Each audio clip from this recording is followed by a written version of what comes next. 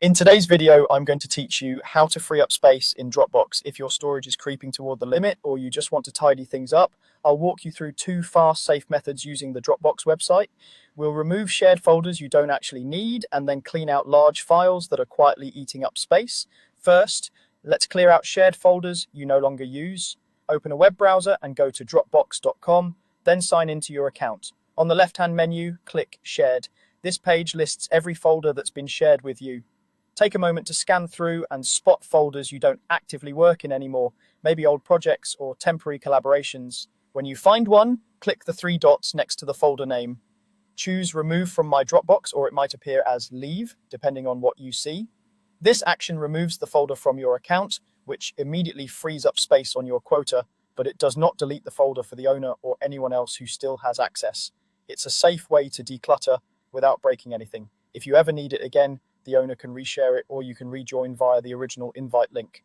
Next, let's get rid of the big space hogs in your own files. Click All Files in the left menu. To make it easy to spot what's largest, switch to List View if you aren't already there.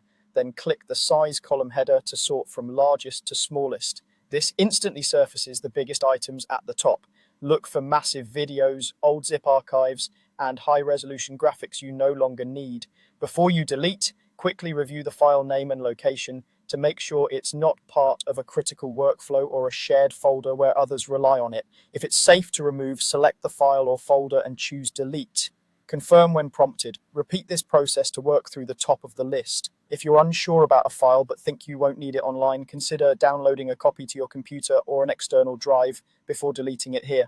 As you clear items, your available space should start to increase. It may take a moment for the storage meter to refresh, so don't worry if you don't see the change instantly. That's it. By leaving unneeded shared folders and deleting large outdated files, you'll reclaim a surprising amount of room quickly and safely. Thanks for watching, and I hope this helps you keep your Dropbox lean and organized.